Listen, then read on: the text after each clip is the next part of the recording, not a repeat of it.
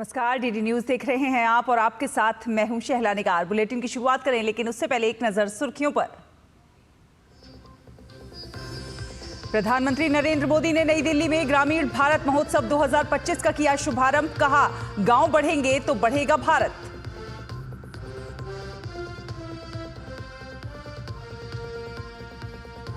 छत्तीसगढ़ के बीजापुर में एक पत्रकार की दर्दनाक हत्या। हत्यारोपी की संपत्ति पर बने सेप्टिक टैंक में मिला शव। पुलिस ने 3 आरोपियों को किया गिरफ्तार। ठंड और कोहरे के कहर से उत्तर भारत में थमी जीवन की रफ्तार। घने कोहरे के कारण सड़क, हवाई और रेल यातायात बुरी तरह प्रभावित।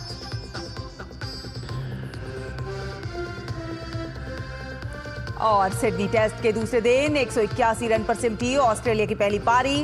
वहीं दूसरी पारी में लड़खड़ाई टीम इंडिया।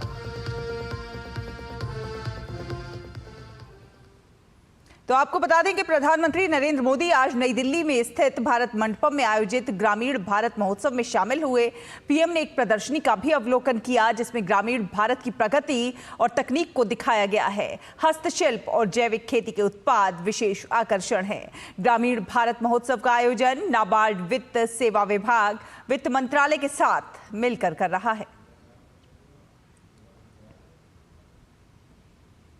इस अवसर पर प्रधानमंत्री ने कहा कि ग्रामीण अर्थव्यवस्था की मजबूती के लिए सरकार ने गांव के हर वर्ग के लिए विशेष नीतियां बनाई हैं। ग्रामीण अर्थव्यवस्था की मजबूती के लिए बहुत आवश्यक है कि गांव में हर वर्ग को ध्यान में रखते हुए आर्थिक नीतियां बने।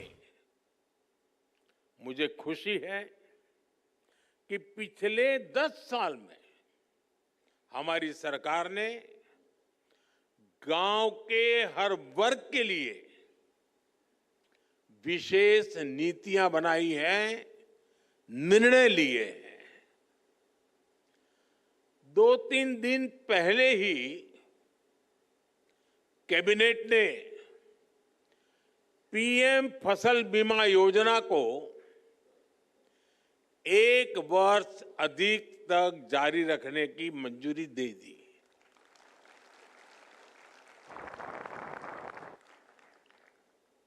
डीएपी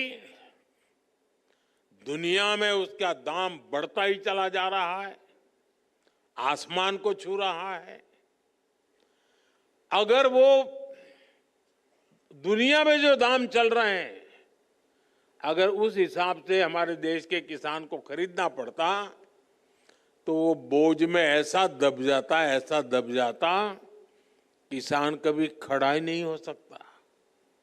लेकिन हमने निर्णय किया कि दुनिया में जो भी परिस्थिति हो, कितना ही बोझ न क्यों बढ़े, लेकिन हम किसान के सर पर बोझ नहीं आने देंगे।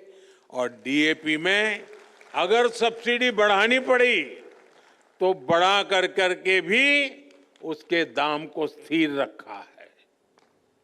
हमारी सरकार की नीयत, नीति और निर्णय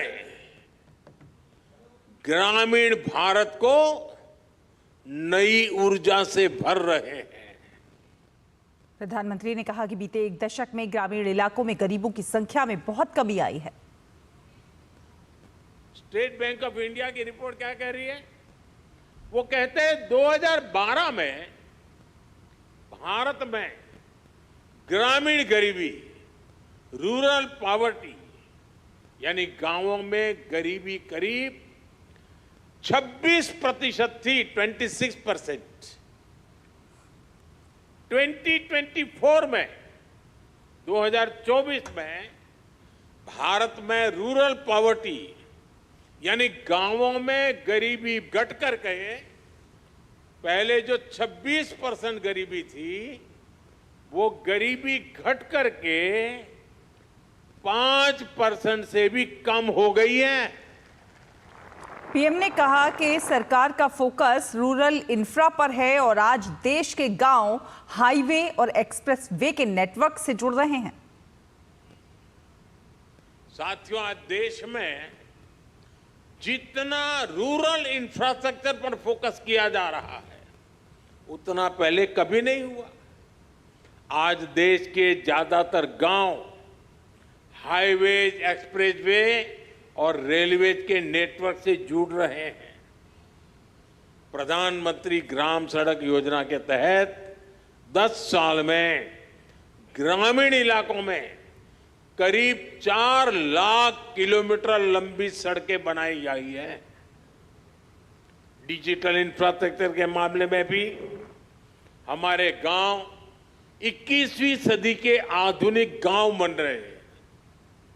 हमारे गांव के लोगों ने उन लोगों को झुठला दिया है जो सोचते थे कि गांव के लोग डिजिटल टेक्नोलॉजी अपना नहीं पाएंगे। मैं यहां देख रहा हूं सब लोग मोबाइल फोन से वीडियो उतार रहे हैं, सब गांव के लोग हैं। कार्यक्रम में शामिल केंद्रीय वित्त मंत्री निर्मला सीतारमण ने कहा कि 16 क्षेत्रों में सैचुरेशन का कार्य जारी है, जिसमें प्रधानमंत्री आवास योजना से लेकर मुद्रा योजना का लोगों को लाभ मिल रहा है। बैंकों के द्वारा आज मैं आपके सामने ये गर्व से रखना चाहती हूँ, 16 ऐसे क्षेत्रों में बैंकों के द्वारा सैचुरेशन का कार्यक्रम भी चल रही है। सैचुरेशन का कार्यक्रम मतलब उन क्षेत्र में बैंकों के द्वारा, चाहे वो पीएम मुद्रा स्कीम हो, पीएम आवास योजना हो या स्वनिधि योजना हो, ऐसे बहुत सारे स्कीम्स के द्वारा जिनको कोलैटरल फ्री लोन मिलना चाहिए उनको वो स्कीम के द्वारा पैसा मिले। इसके लिए सैचुरेशन के एक मंत्र को लेकर के इन क्षेत्रों में जाकर के बैंक सभी के द्वारा उन इलाकों में सबको क्रेडिट मिलने का कार्यक्रम बैंकों ने कर रहे हैं। छत्तीसगढ़ के युवा पत्रकार मुकेश चंद्राकर हत्या मामले में पुलिस को एक बड़ी सफलता हासिल हुई है। पुलिस ने कार्रवाई करते हुए घटना में शामिल 3 आरोपियों को गिरफ्तार किया है। पुलिस इन आरोपियों को हिरासत में लेकर पूछताछ कर रही है। वहीं युवा पत्रकार मुकेश की नृशंस हत्या को लेकर मुख्यमंत्री विष्णुदेव साय ने दुख जताया है। मुख्यमंत्री ने कहा है कि मामले में शामिल किसी भी दोषी को बख्शा नहीं जाएगा। हत्याकांड को अंजाम देने वाले किसी भी कीमत पर नहीं बचेंगे। दरअसल हाल ही में भ्रष्टाचार से जुड़े एक मामले को रिपोर्ट करने के बाद मुकेश चंद्राकर की हत्या कर दी गई थी। हत्या के बाद भ्रष्टाचार में लिप्त ठेकेदार ने मुकेश की लाश को अपने घर के सेप्टिक टैंक में चुनवा दिया था।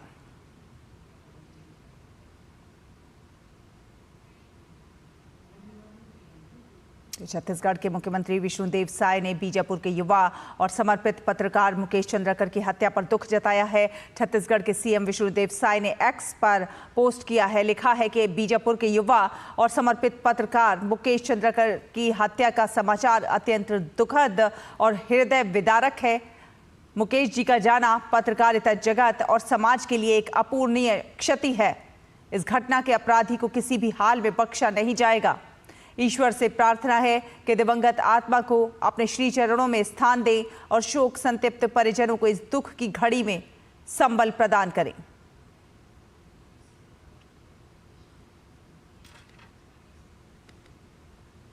और इसी पर ज्यादा जानकारी के लिए बस्तर से हमारे सहयोगी संवाददाता सोमेश बटेल हमारे साथ जुड़ गए हैं। तो सोमेश, सभी में रोष है इस पूरे हत्या को लेकर और जिस प्रकार से मुख्यमंत्री विष्णुदेव साय ने भी लिखा है कि बख्शा नहीं जाएगा।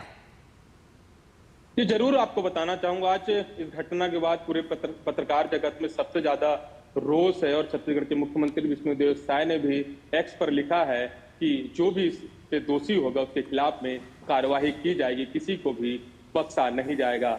छत्तीसगढ़ के बीजापुर जिले का यह मामला है।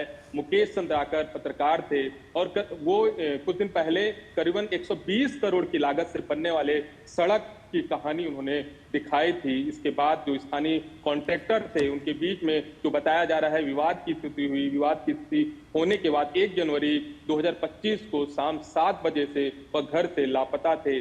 2 जनवरी 2025 को उनके भाई ने थाने में गुमशुदगी का रिपोर्ट दर्ज कराया। इसके बाद जो बस्तर के आईजी हैं पी सुंदर राज पूरे मामला को गंभीरता से देखते हुए स्थानीय प्रशासन को वहां पर भेजा। स्थानीय पुलिस प्रशासन मौके की टीम में पहुंचने के बाद जो लास्ट लोकेशन था, कॉन्ट्रैक्टर का जो बैडमिंटन कोर्ट के पास मुकेश चंद्राकर जो पत्रकार थे, वहां पर उनका लोकेशन मिला। इसके बाद जो वहां पर बैडमिंटन कोर्ट के पास एक सेफ्टी टैंक था, उस सेफ्टी टैंक को खुलवाया गया स्थानीय लोगों की मदद से, स्थानीय प्रशासन में। तो कुछ देर बाद वहां पर जो मुकेश चंद्राकर थे उनका वहां से शव मिला। प्रथम दृष्टया लगती है कि मुकेश चंद्राकर की हत्या की गई, क्योंकि उनके शरीर पे कई निशान हैं और कहीं ना कहीं जिस तरह से जो तस्वीर बड़ी बेरहमी से मारा गया है, कुल्हाड़ी से उनके ऊपर हमला की गई है, गला दबाया गया है, तमाम ऐसी जो जानकारी आई है, रिपोर्ट निकल कर आए हैं। और जिस तरह से इस पूरी घटनाक्रम में बताया जा रहा है कि कुल 4 लोग शामिल थे, जिसमें 3 लोगों को हिरासत में ले लिया गया है। जो बस्तर पुलिस है, बस्तर पुलिस ने दिल्ली पुलिस को भी इसकी सूचना दी थी। जो मुख्य आरोपी है जो वहां से जो बस्तर से यहां से निकलकर फरार हो गया, और जो तीसरे आरोपी को वहां से दिल्ली से गिरफ्तार किया गया है। और इस मामले में करीबन 3 आरोपियों को गिरफ्तार किया गया, एक आरोपी की भी पतासाजी की जा रही है। इस घटना के बाद पत्रकार जगत में काफी रोष देखने को मिल रहा है, क्योंकि जो बस्तर शुरू से ही घोर नक्सल प्रभावित इलाका रहा है, इस इलाके में रिपोर्टिंग करना जान को जोखिम में डालना होता है। इस इलाके में कहीं ना कहीं आए दिन कुछ न कुछ तमाम तस्वीरें, चाहे नक्सल मुठभेड़ की घटना हो या उस इलाके में मुठभेड़ की घटना को लेकर तमाम घटनाएं भी शामिल देखने को भी मिलती है। और कहीं ना कहीं जिस तरह से जो स्थानीय जो पत्रकार होते हैं जोखिम में उस इलाके में जाकर रिपोर्टिंग करते हैं, तो आज जिस तरह की एक घटना देखने को मिली है बीजापुर जिले से, जो मुकेश चंद्राकर थे हमारे बीच में नहीं रहे हैं। आज छत्तीसगढ़ के हर जिले में बिल्कुल सोमेश, पूरे पत्रकार जगत के लिए ये एक अपूर्णीय क्षति है, क्योंकि जिस तरह से ये रिपोर्टिंग बहुत ज्यादा टफ होती है, बहुत ज्यादा रिस्क से भरी हुई होती है, लेकिन ऐसे में भी जो पत्रकार हिम्मत करते हैं और ऐसे क्षेत्रों में जाकर रिपोर्टिंग करते हैं, सचमुच उनके हौसले और हिम्मत को सलाम है। ऐसे में ये भी कहा जा सकता है कि मुकेश चंद्राकर और भी बहुत कुछ जानते थे और बहुत कुछ उजागर करने वाले थे, शायद इसीलिए उनकी हत्या कर दी गई।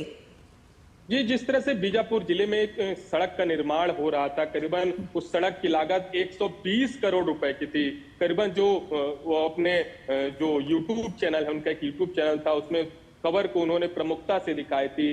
खबर को दिखाने पर स्थानीय प्रशासन ने उस दिखाने के बाद गंभीरता से ली, और जो 4 किलोमीटर की जो सड़क बनी थी, खस्ता हाल था, आने जाने वाले लोगों को दिक्कतों का सामना करना पड़ रहा था, इन तमाम रिपोर्टिंग को उन्होंने अपने यूट्यूब चैनल पे दिखाया था। जिसके बाद जो स्थानीय प्रशासन है हरकत में आया। हरकत में आने के बाद जो कॉन्ट्रैक्टर है उनके ऊपर भी कार्रवाई की गई, जिसके बाद जो कॉन्ट्रैक्टर थे उनके बीच में वह विवाद की स्थिति भी निर्मित हुई। और बीजापुर जिले में जिस तरह की घटना देखने को मिली है, सेफ्टी टैंक में जो पत्रकार थे मुकेश चंद्राकर, उनका शव वहां पर मिला है। जो जिस तरह से ये घटना है बहुत हृदय विदारक है, और जिस तरह से घटना को जिसने भी देखा, घटना के बारे में जिसने भी सुना, तो कहीं ना कहीं लोगों में काफी गुस्सा है, आक्रोश है। जिस तरह के छत्तीसगढ़ के मुख्यमंत्री विष्णुदेव साय ने भी कहा है कि इस घटना में जो भी लोग शामिल हों उन्हें बख्शा नहीं जाएगा। ये भी बताइए सोमेश के ये जो युवा पत्रकार चंद्राकर की हत्या मामले में पुलिस को भी एक बड़ी सफलता मिली है। 3 आरोपियों को जो गिरफ्तार किया गया, उनसे पूछताछ जारी है, क्या कुछ उन्होंने कुछ कहा है?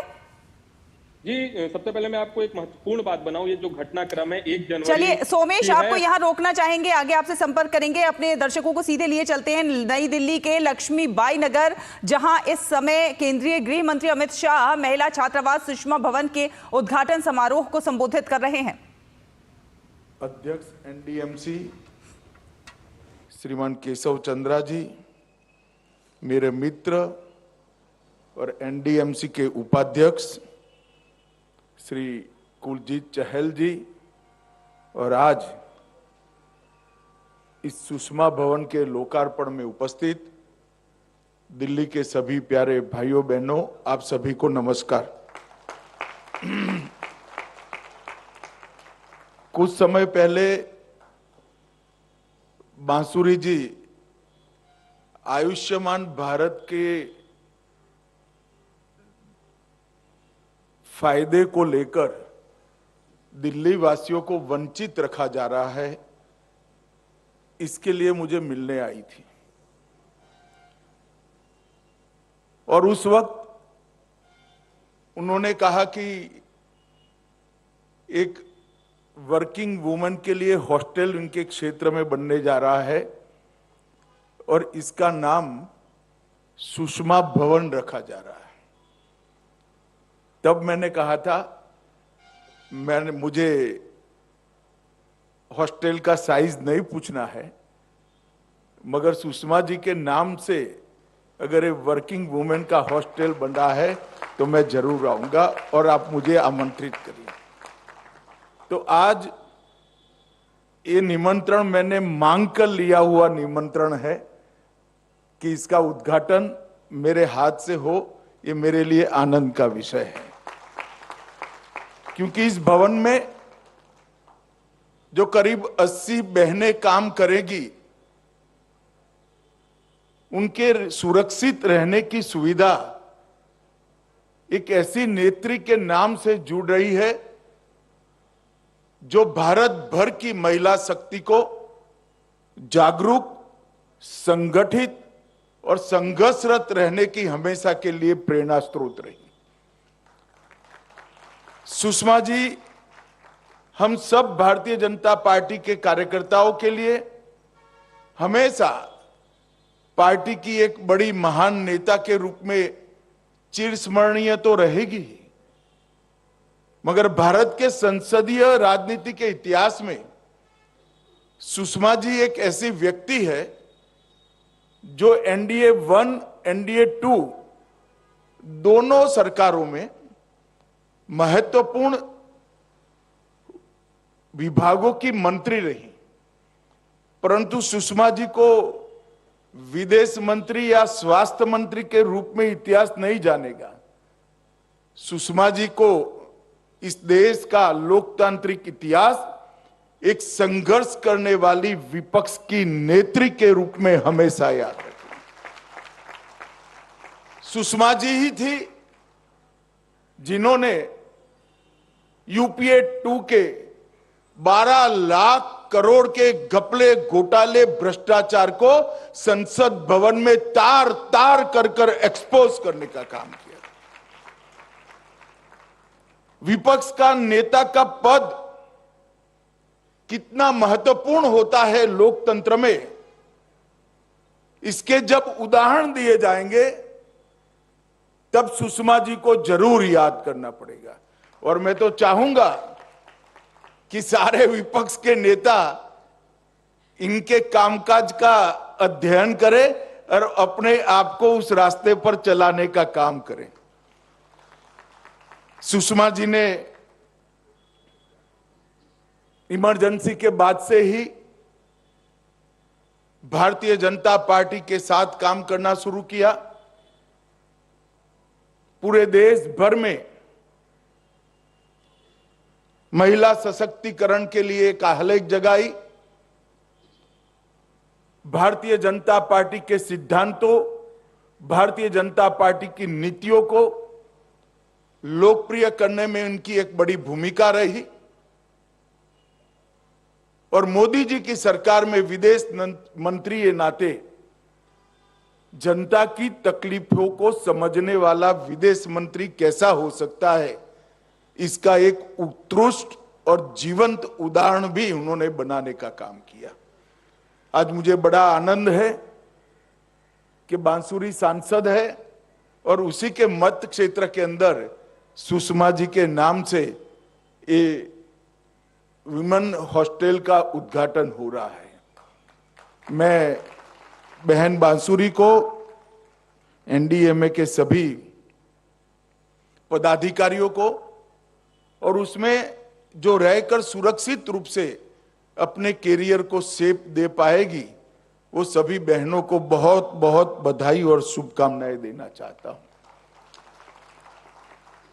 एलजी साहब ने बताया कि 500 के आसपास वर्किंग वुमेन के काम करने की सुरक्षित निवास व्यवस्था एनडीएमसी ने की है। यहां पर एक और ब्लॉक बनने वाला है।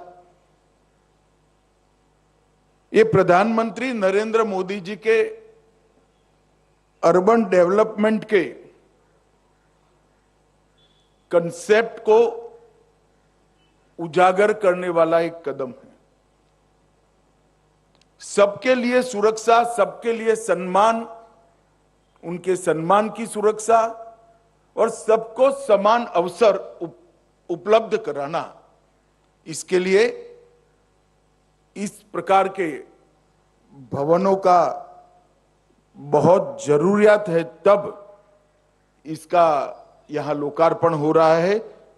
इसका मुझे बहुत बहुत आनंद है। एनडीएमसी दिल्ली के क्षेत्र में ढेर सारे काम हुए हैं। मैं इसको बहुत लंबे सूची को बताना नहीं चाहता, आप सब जानते ही हो। परंतु आज जब मैं यहां आया हूं तब एक बात निश्चित रूप से कहना चाहता हूं कि 2014 में प्रधानमंत्री जी का पद संभालने के बाद नरेंद्र मोदी जी ने इस देश के शहरी विकास को नीतिगत आधार देने का काम किया। ऐसा नहीं है कि मोदी जी के आने के पहले शहरी विकास पर कोई ध्यान नहीं दिया गया। सब सरकारों ने अपने अपनी समझ से अच्छा काम किया था, परंतु जरूरत थी अर्बन डेवलपमेंट को एक नीतिगत ढांचा देने की, नीतिगत आधार देने की। वो आधार देने का काम हमारे प्रधानमंत्री नरेंद्र मोदी जी ने किया। मोदी जी ने ग्लोबल स्टैंडर्ड फैसिलिटीज पर आग्रह किया। भैया जो खड़े रहे बैठ जाओ, मैं यहीं खड़ा रहने वाला हूं, बैठ जाओ, कुछ नहीं होगा अब तो। उन्होंने ग्लोबल स्टैंडर्ड फैसिलिटीज पर आग्रह रखा और उसको अर्बन डेवलपमेंट नीति में एक प्रमुख उपकरण के रूप में इसका समावेश किया।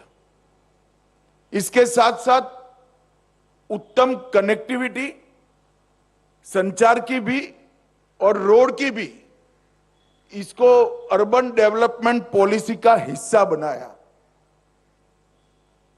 और शहरों के आसपास सटे हुए गांव जो धीरे धीरे शहर बनने की प्रक्रिया में है, उनका किसी भी नीति में कहीं समावेश नहीं था। उसको भी अर्बन डेवलपमेंट पॉलिसी में समावेश करने का काम किया। और इसके कारण बनने वाले शहर भी पहले से ही पीने का पानी, गटर, घन कचरे का निकासी, ये सब चीजों से युक्त बनने लगे। और ये अप्रोच से देखते देखते देखते 10 साल के अंदर अपने शहरों का परिदृश्य बदलने लगा। अर्बन डेवलपमेंट में ई गवर्नेंस को मोदी जी ने प्राथमिकता दी। 100 शहरों को चयनित कर स्मार्ट सिटी के रूप में विकसित करने का प्रयास किया और स्मार्ट सिटी के डेवलपमेंट में डेटा ड्रिवन अप्रोच को शामिल करने का काम किया। और डेटा ड्रिवन अप्रोच के कारण शहरों के विकास न केवल सम विकास से हुआ, हर क्षेत्र को विकास की अनुभूति हुई। इतना ही नहीं, विकास को उन्होंने फ्यूचरिस्टिक दृष्टि से एक लंबे विजन के साथ विकास को कागज पर लेने का काम डेटा ड्रिवन अप्रोच के कारण हुआ। सुरक्षा के लिए कई सारे शहरों में integrated command and control centre बनाए गए। सीसीटीवी कैमरा का एक बड़ा जाला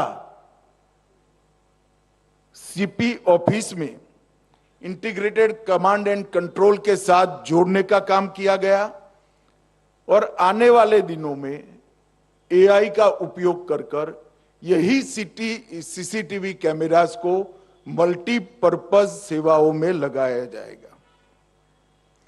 अमृत योजना 1000 किलोमीटर से लंबी मेट्रो नेटवर्क का विस्तार, इलेक्ट्रिक व्हीकल की पहल और पर्यावरण अनुकूल सौर ऊर्जा के लिए पीएम सूर्यघर का आगाज, शहरों की स्वच्छता और पर्यावरण संरक्षण, ये दो महत्वपूर्ण बिंदु बने अर्बन डेवलपमेंट पॉलिसी के। और इसके लिए Swachh Bharat Abhiyan, urban waste management policy, green energy, solar rooftop project, कई प्रकार के इनिशिएटिव को यहां पर लिया गया। मैं एक बात पर विशेष ध्यान देना चाहता हूं। आजादी के बाद 75 साल तक रेहड़ी पटरी वालों को हटाने के अलावे प्रशासन कोई काम नहीं करता था। मोदी जी ने न केवल उनके लिए निश्चित जगह सुनिश्चित की और स्वनिधि योजना के माध्यम से उनको सम्मान पूर्वक जीने का, लोन लेने का अधिकार भी नरेंद्र मोदी। केवल ग्रेजुएट होकर नौकरी की लाइन में खड़ा रहकर फ्रस्ट्रेशन के शिकार बनते युवा को स्किल इंडिया मिशन के माध्यम से स्वरोजगार के साथ जोड़कर उसको पगभर करने की योजना की। स्वच्छता रैंक के स्पर्धा और क्लाइमेट स्मार्ट सिटी फ्रेमवर्क, इसके कारण एक तंदुरुस्त स्पर्धा सभी शहरों के बीच में शुरू करने का काम नरेंद्र मोदी सरकार की पॉलिसी के कारण हुआ। अर्बन पॉलिसी का जितने भी आयाम थे अर्बन डेवलपमेंट की पॉलिसी के, इसको इंटीग्रेट किया, इसको रिजल्ट ओरिएंटेड बनाया और लॉन्ग टर्म विजन के साथ भविष्य की जरूरियातों को पूरा करने वाला एक विकास का रोड मैप बनाया, जो हमारे शहरों को ग्लोबल सिटीज की सूची में शामिल कर पाए, ऐसी स्थिति पैदा की। करोड़ों रुपए के बुनियादी ढांचे और पीपीपी मॉडल पर हर शहर के विकास को मोदी जी ने आगे बढ़ाया। दिल्ली में भी ढेर सारे काम किए, मगर हमें काम करने में थोड़ी कठिनाई है। उसका उपाय दिल्ली वालों के पास है, मैं बाद में बताऊंगा। परंतु दिल्ली के अंदर ये 10 साल में 68,000 करोड़ के इंफ्रास्ट्रक्चर के काम नरेंद्र मोदी सरकार ने किए। जो लोग हिसाब देना नहीं चाहते और हिसाब मांगने की आदत पड़ी है, उनको मैं कहना चाहता हूं कि मैं आज पाई पाई का हिसाब देकर जाता हूं।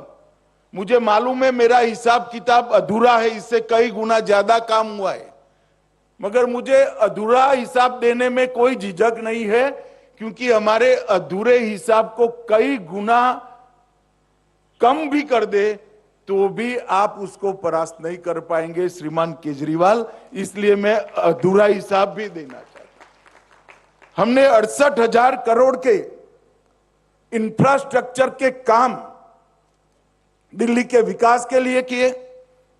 41,000 करोड़ रुपया का सड़क बनाया, 15,000 करोड़ के रेलवे के काम किए और 12,000 करोड़ के एयरपोर्ट और इसके आसपास की आनुषंगिक सेवाओं को सुदृढ़ करने के लिए किया। दिल्ली मेरठ एक्सप्रेसवे अब सिर्फ 45 मिनट में आप पहुंच सकते हो। 8,000 करोड़ रुपया खर्च हुआ। दिल्ली मुंबई एक्सप्रेसवे 24 घंटे की यात्रा को 12 घंटे में बदलने के लिए हाई स्पीड कॉरिडोर बनाया जा रहा है। द्वारका एक्सप्रेसवे 7500 करोड़ की लागत से बन रहा है। ईस्टर्न पेरिफेरल एक्सप्रेसवे 11,000 करोड़ की लागत से बन रहा है और 500 दिन में पूरा हुआ। Urban extension road UER2 7,715 crore की लागत से बना है। Pragati Maidan integrated transit corridor 920 crore की लागत से बना। दिल्ली मेरठ RRTS रेल गलियारा 30,000 करोड़ की लागत से बन रहा है। ITPO कॉम्प्लेक्स, जिसको पूरी दुनिया अब भारत मंडपम के नाम से जानती है, वो 7,000 सीट का कन्वेंशन सेंटर और 3,000 सीटिंग कैपेसिटी का MP थिएटर बना। यशोभूमि कन्वेंशन सेंटर 5,400 करोड़ की लागत। द्वारका गोल्फ कोर्स 250 करोड़ की लागत। द्वारका स्पोर्ट्स कॉम्प्लेक्स 92 करोड़ की लागत।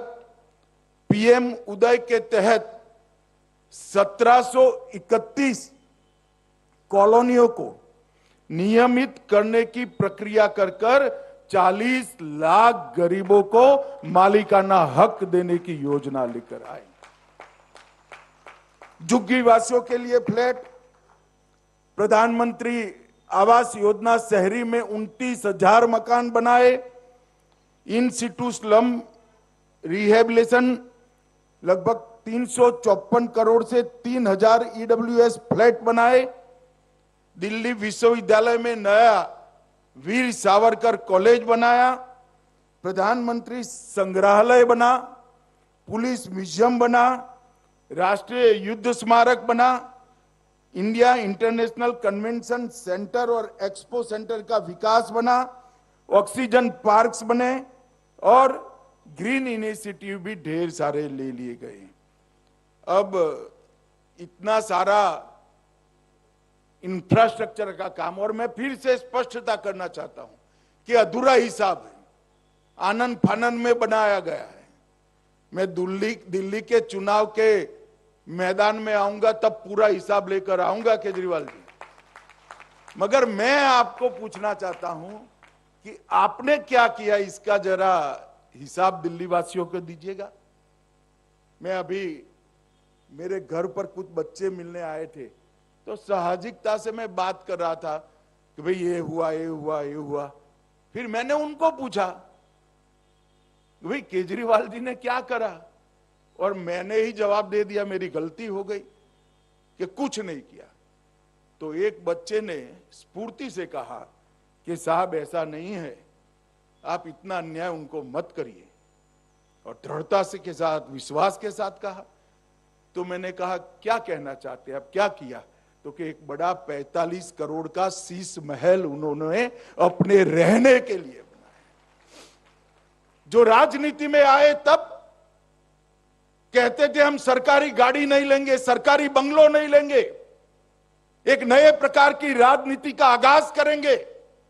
एक बंगलो से पेट नहीं भरा, 2 बंगलों से पेट नहीं भरा, 3 बंगलों से पेट नहीं भरा, 4 बंगलों से पेट नहीं भरा, 50,000 गज एक शीश महल बनाया दिल्ली वासियों के 45 करोड़ के खर्चे से। और केजरीवाल जी आपको इसका हिसाब देना पड़ेगा, दिल्ली की जनता को हिसाब देना पड़ेगा।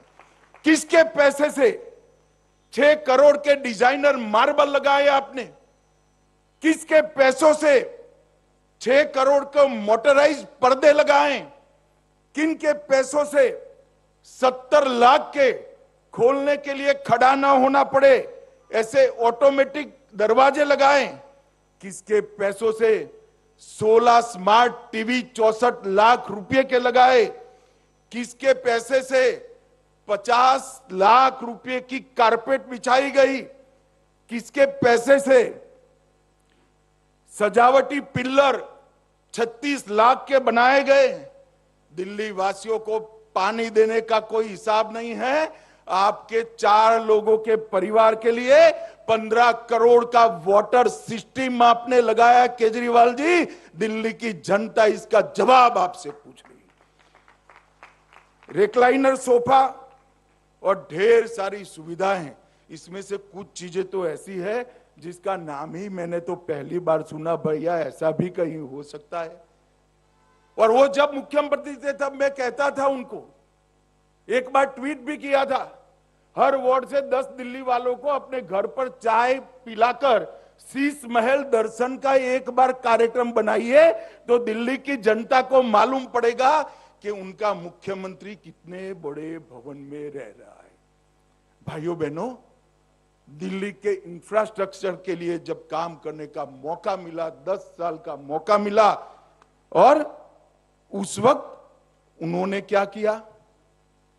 उन्होंने अपना भवन बनाने का काम किया, इंफ्रास्ट्रक्चर की चिंता नहीं। और ध्यान भटकाने वाले मुद्दों पर आप आगे बढ़ते हो। भाइयों बहनों, केजरीवाल जी अन्ना हजारे के भ्रष्टाचार विरोधी आंदोलन की प्रोडक्ट। मैंने अभी कहा, सुषमा जी ने 12 लाख करोड़ के घपले घोटाले भ्रष्टाचार को उजागर किया था।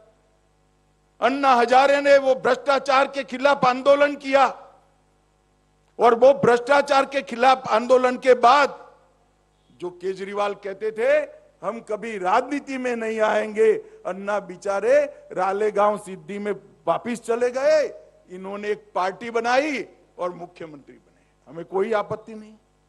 मुख्यमंत्री बनकर आपने किया, शराब का घोटाला किया, मोहल्ला क्लिनिक के नाम पर करप्शन किया, टेस्टिंग के नाम पर, दवाओं के नाम पर करप्शन किया, 16 स्ट्रीट का करप्शन किया, सीसीटीवी कैमरा के नाम पर करप्शन किया, बस खरीदने में घोटाला किया, और सबसे बड़ा घोटाला निजी सुविधाओं के लिए शीश महल का करने का काम केजरीवाल जी आपने किया है। दिल्ली की जनता को आपको जवाब देना पड़ेगा, और दिल्ली की जनता इसका जवाब मांगेगी। और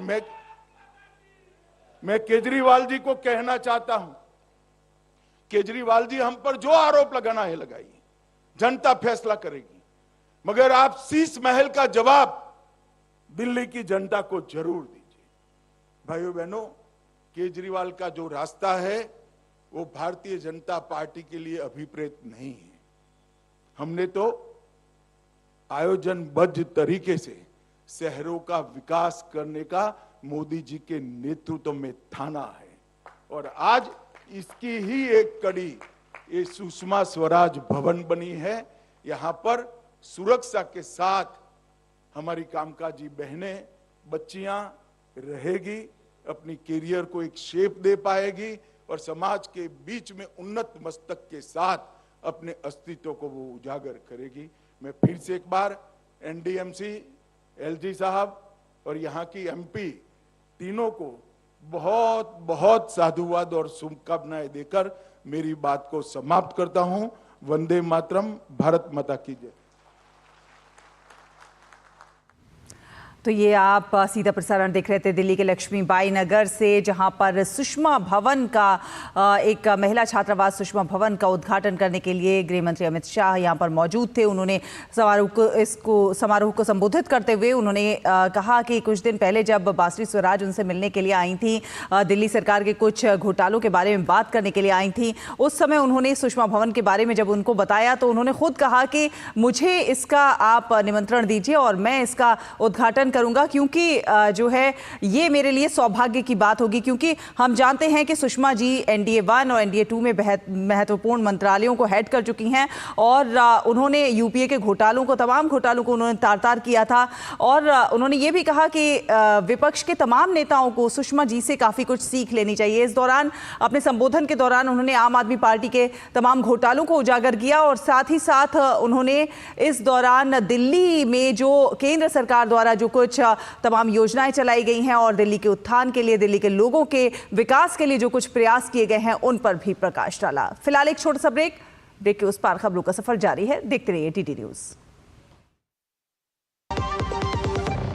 आज सुनो, खाने में कुछ स्वाद नहीं है। अरे किफायती लाल, सस्ते वाले दाल मसाले, स्वाद हुआ बेकार, एकदम बकवास। इधर कीमती लाल को देखो, खाना बना कमाल, MDH की हल्दी मिर्ची धनिया करे कमाल। ये रंग दे, ये खुशबू दे, ये तीखा, ये कम पड़े, समझे किफायती लाल का निराला MDH मसाला। जब धरती चीर कर निकलता है लोहे का पत्थर और मिलता है मोंगिया के जोश से, फिर तपता है, पिघलता है और बनता है फौलाद। अब होता है सरिया सारी खूबियों के साथ। मोंगिया स्टील, मजबूत देश का मजबूत सरिया। ब्रेक के बाद स्वागत है आपका। आपको बता दें, कर्नाटक में ठेकेदार सचिन पंचाल की आत्महत्या के मामले ने राजनीतिक सरगर्मी बढ़ा दी है। कर्नाटक में ठेकेदार सचिन पंचाल की आत्महत्या को लेकर भाजपा और कांग्रेस अब आमने सामने आ गई हैं। भाजपा ने दावा किया है कि ठेकेदार के सुसाइड नोट में राज्य सरकार के मंत्री प्रियांक खड़गे का नाम लिया गया है। तो सचिन पंचाल के सुसाइड नोट में मंत्री प्रियांक खड़गे के करीबी और कुलबर्गी महानगर निगम के पूर्व नगर सेवक राजू कपनूर पर गंभीर आरोप लगाए गए थे। दावा है कि राजू कपनूर और उनके साथियों ने भाजपा विधायक बसवराज मैटमूड, अंडोला स्वामीजी श्री सिद्धिलिंग स्वामीजी, चंदू पाटिल और मणिकांता सहित 4 लोगों की हत्या की सुपारी दी थी। इतना ही नहीं, आरोप यह भी है कि जब पुलिस के सामने ये मामला ले जाया गया तो पुलिस ने शिकायत दर्ज करने में काफी आनाकानी की। भाजपा नेता और विधान परिषद में नेता प्रतिपक्ष चलवानी नारायण स्वामी ने आरोप लगाया है कि ठेकेदार सचिन पंचाल के सुसाइड नोट में प्रियांक खड़गे का नाम 3 बार लिया गया है। प्रियांक खड़गे कांग्रेस के राष्ट्रीय अध्यक्ष मल्लिकार्जुन खड़गे के बेटे हैं और कर्नाटक सरकार में मंत्री पद पर हैं। सुसाइड होने के बाद वो पत्र लिखा है डेथ नोट में, वो गैंग कौन कौन है 8 आदमी का लिखा है, सुपारी दिया 4 आदमी को वो भी लिखा है, और मंत्री जी का नाम भी लिखा है। ये पूरे गैंग मंत्री जी का है, उनका बात छोड़ के कुछ नहीं करेंगे ये, उसके वास्ते वो सभी लिखा है। सो इसमें क्या होता है, मंत्री जी का नाम आने से उनका वो ये जिम्मेदारी है, इसको उत्तर देना है, आंसर देना है। सचिन का फैमिली वो भी डिमांड कर रहा है CBI इंक्वायरी होना चाहिए।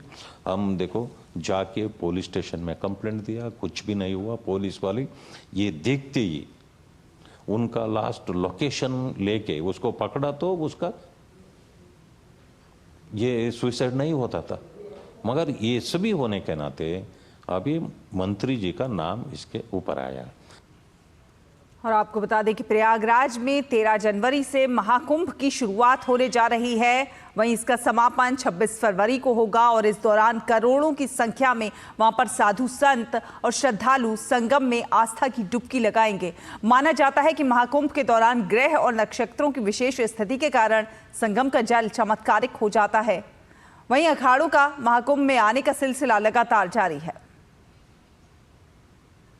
नए साल का सबसे पहला और सबसे बड़ा आयोजन है महाकुंभ। इस बार प्रयागराज में 40 करोड़ लोगों के महाकुंभ में शामिल होने की संभावना है।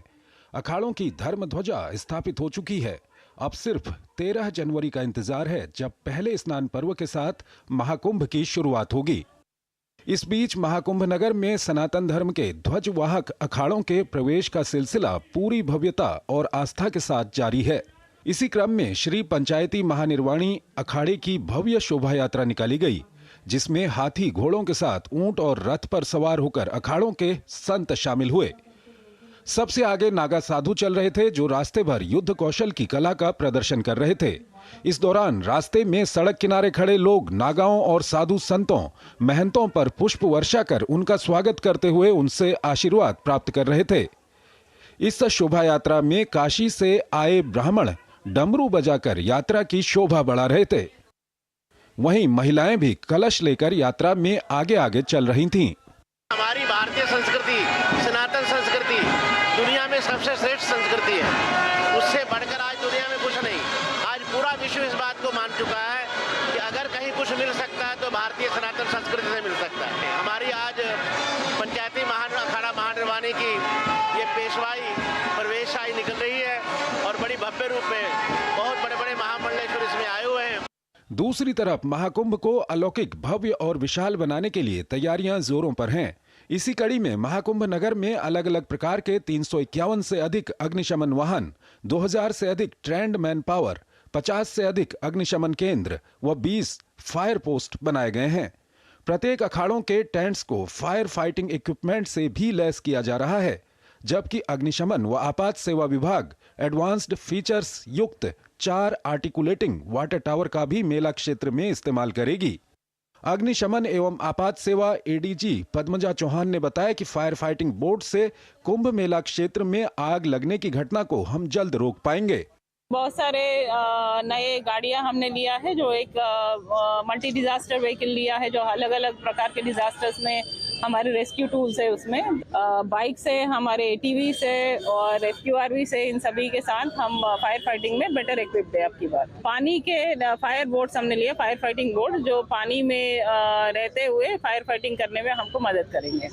गौरतलब है कि महाकुंभ के जरिए इस बार पूरी दुनिया भारत की भव्य विरासत की ताकत को देखेगी, जहां आस्था, भक्ति और आध्यात्म के संदेश को नई पीढ़ी आत्मसात करते दिखेगी।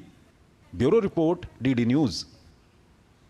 और प्रयागराज में महाकुंभ 2025 की तैयारियों को लेकर भारतीय रेल दिन रात काम कर रहा है। 3000 से ज्यादा विशेष ट्रेनों के परिचालन के अलावा बिहार, उत्तर प्रदेश, बंगाल समेत अनेक राज्यों के लिए छोटी दूरियों के लिए मेला स्पेशल ट्रेन भी चलाई जा रही हैं। साथ ही साथ रेलवे स्टेशन पर मिनी अस्पताल के जरिए मुसाफिरों की सेहत का भी ध्यान रखा जा रहा है। भारतीय रेल डिजिटल ऐप के माध्यम से तमाम जानकारियां श्रद्धालुओं को मुहैया कराने में जुटा हुआ है। रेलवे की खास तैयारियों पर डीडी न्यूज ने प्रयागराज में नॉर्थ सेंट्रल रेलवे के सीपीआरओ शशिकांत त्रिपाठी से विशेष बातचीत की। अध्यात्म, ज्ञान और संस्कृति की नगरी प्रयागराज ऐतिहासिक महाकुंभ का गवाह बन रही है। क्या क्या खास तैयारियां हैं भारतीय रेल के द्वारा, इस पर हम बात करेंगे। नॉर्थ सेंट्रल रेलवे के सीपीआरओ शशिकांत त्रिपाठी हमारे साथ अभी प्रयागराज जंक्शन पर मौजूद हैं। क्या खास तैयारियां हैं इस बार 2019 के मुकाबले, इस बार अगर देखें? देखिए, भारतीय रेल पूरी तरह से तैयार है महाकुंभ के अपने यात्रियों के स्वागत के लिए, उनको ले जाने के लिए उनके गंतव्य तक। अगर हम इसको डिवाइड करें तो हम सबसे पहले बात करें तो इंफ्रास्ट्रक्चर के सेक्टर में हम लोगों ने बहुत सारे कार्य किए हैं। इस जंक्शन पर अगर बात करें तो क्या मूलभूत जो सुविधा है उसके अलावा आपने कौन कौन सी सुविधा बहाल करने की कोशिश की है? देखिए, हम यहाँ पे सबसे पहला हमारा जो मेला के समय कार्य होता है वो यात्रियों को सेग्रीगेट करना, ताकि चूंकि यहाँ से मल्टी डायरेक्शनल मूवमेंट है तो लोग मिक्स ना हो, इसलिए हम लोगों ने 4 यात्री आश्रय शेडों का निर्माण किया हुआ है। और ये यात्री आश्रय शेड डिफरेंट कलर में कोडेड हैं, जो डायरेक्शन वाइज ट्रैफिक को सेग्रीगेट करते हैं। हमने अपना एक कंट्रोल रूम बनाया हुआ है, जो न केवल इस परिक्षेत्र के जो 9 स्टेशन हैं उनसे जुड़ा हुआ है, वहाँ का लाइव फीड यहाँ पे आ रहा होगा, बल्कि पहली बार इसको इंटीग्रेट किया गया है जो सिविल एडमिनिस्ट्रेशन का जो कंट्रोल रूम है उससे भी। 3000 से ज़्यादा स्पेशल ट्रेनें भारतीय रेल चला रही हैं, लेकिन जो इलाहाबाद, प्रयागराज आसपास के जो इलाके हैं या फिर बंगाल है, बिहार है, इसके लिए कुछ मेला स्पेशल ट्रेनें चलाने की भी? बिल्कुल, हम लोग 3000 के लगभग मेला स्पेशल ट्रेनें चला रहे हैं। टोटल अगर बात करें तो हम 13000 ट्रेनें चला रहे हैं, जिसमें 3000 केवल मेला विशेष गाड़ियाँ हैं। ये मेला विशेष गाड़ियों में कुछ ट्रेनें हमारी लॉन्ग डिस्टेंस ट्रेन भी हैं, जैसे लगभग जो 700 का एक नंबर है, जो हमारी लॉन्ग डिस्टेंस ट्रेन है, जो देश के कोने कोने से लोगों को यहाँ तक लेके आएंगी। जो डुबकी लगाने के लिए जो मुसाफिर आएंगे उनकी दिक्कतों को सहूलियत में बदलने के लिए भारतीय रेल तत्पर दिखाई पड़ेगा। कैमरामैन संदीप के साथ प्रयागराज से मैं राजेश राज, डीडी न्यूज के लिए। और आपको बता दें कि प्रयागराज जंक्शन के ठीक ऊपर एक मास्टर कंट्रोल रूम बनाया गया है, जिस कंट्रोल रूम से प्रयागराज जिले के 9 रेलवे स्टेशनों पर चप्पे चप्पे पर नजर रखी जा रही है, जिसके लिए तकरीबन 1200 सीसीटीवी कैमरास लगाए गए हैं, ताकि किसी भी तरह की अप्रिय वारदात को एक जगह से कंट्रोल किया जा सके। ये मास्टर कंट्रोल रूम कैसे संचालित हो रहा है, इसका जायजा लिया डीडी न्यूज की टीम ने। महाकुंभ में आने वाले श्रद्धालुओं को किसी तरह की दिक्कतों का सामना न करना पड़े, इसके लिए प्रयागराज जंक्शन पर ये आप देख सकते हैं कि ये मास्टर कंट्रोल रूम बनाया गया है, जिसमें तकरीबन 1200 सीसीटीवी कैमरों पर नजर रखी जा रही है। चप्पे चप्पे की खबर जो है वो सीसीटीवी के माध्यम से इस कंट्रोल रूम को ऑपरेट करने वाले जो लोग हैं उन तक पहुंच रही है, ताकि कोई भी अप्रिय वारदात को रोकने के लिए, किसी भी तरह की जो स्टैम्पेड है उसको तुरंत रोकने के लिए त्वरित कार्रवाई की जा सके। और इसके लिए तमाम जो प्रयागराज के इर्द गिर्द के जितने भी जंक्शन हैं, जितने भी रेलवे स्टेशन हैं, वहां से सीधा लाइव फीड जो है वो यहाँ आ रहा है। और हमारे साथ इंस्पेक्टर हैं पीके झा, जो इस कंट्रोल रूम को पूरा ऑपरेट कर रहे हैं।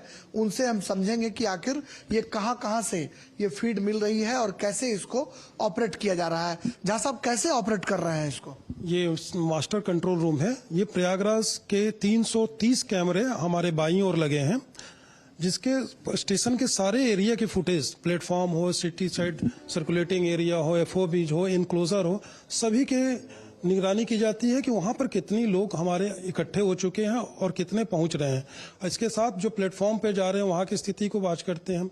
इसके साथ हम ये सुरक्षा की दृष्टि से ये भी हमारे स्टाफ नजर रखते हैं कि कोई सस्पिशियस चीज या व्यक्ति ऐसा ना हो जो घूम रहा हो। अगर मान लीजिए कोई संदिग्ध चीज अगर नजर आती है तो कैसे आप उसको कम्युनिकेट करेंगे, कैसे उसको रोकने की कोशिश करेंगे, ये हमारे दर्शकों को थोड़ा समझाएं।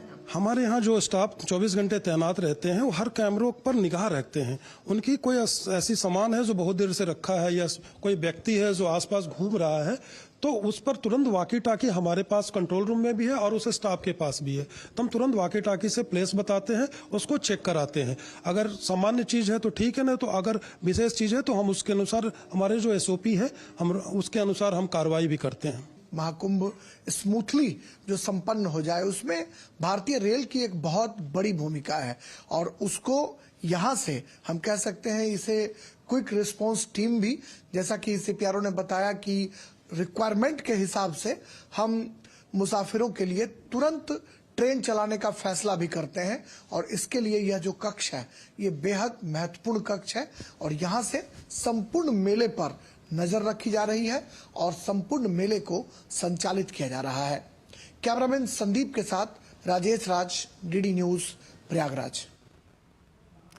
और एक छोटे से ब्रेक के लिए यहाँ पर रुकते हैं। ब्रेक के उस पार खबरों का सफर जारी है, देखते रहिए डीडी न्यूज।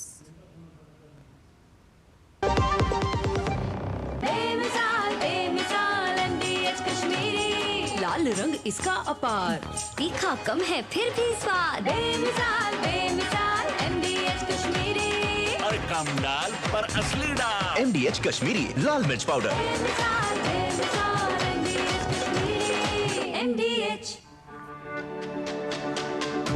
मेरी पसंद, मेरी पसंद, मेरी पसंद, मेरी पसंद, हमारी पसंद, हम सबकी पसंद। मजबूत देश का मजबूत सरिया होंगे स्टील। ब्रेक के बाद स्वागत है आपका। आप देख रहे हैं डीडी न्यूज। आपको बता दें, उत्तर भारत में कड़ाके की ठंड पड़ रही है और घने कोहरे से आम जनजीवन बुरी तरह से प्रभावित हुआ है। आज सुबह से घना कोहरा छाया हुआ है जिससे कई इलाकों में दृश्यता शून्य बनी रही। दिल्ली, उत्तर प्रदेश और हरियाणा में कोहरे से वाहनों की आवाजाही बाधित रही और दिल्ली हवाई अड्डे पर उड़ानें भी प्रभावित हुई। दिल्ली, उत्तर प्रदेश, चंडीगढ़, हरियाणा और पंजाब समेत उत्तर पश्चिम और मध्य भाग में घने कोहरे का ऑरेंज अलर्ट जारी किया गया है। मौसम विभाग के अनुसार अगले 2 दिनों के दौरान उत्तर पश्चिम और मध्य भारत के कुछ एक हिस्सों में घने कोहरे और शीतलहर की स्थिति बनी रहेगी। पंजाब, हरियाणा, चंडीगढ़ और दिल्ली के अलग अलग क्षेत्रों में और उत्तर प्रदेश के कुछ एक हिस्सों में रात और सुबह के समय घना कोहरा छाए रहने की संभावना है। हिमाचल प्रदेश में रविवार और सोमवार को तेज वर्षा का अनुमान। वहीं पंजाब, हरियाणा, चंडीगढ़ और उत्तराखंड में भी कल गरज के साथ मध्यम वर्षा हो सकती है। मौसम विभाग ने पश्चिमी विक्षोभ के कारण अगले 2 दिनों में जम्मू कश्मीर, लद्दाख, गिलगिट, बाल्टिस्तान और मुजफ्फराबाद में तेज बारिश और बर्फबारी होने की संभावना व्यक्त की है।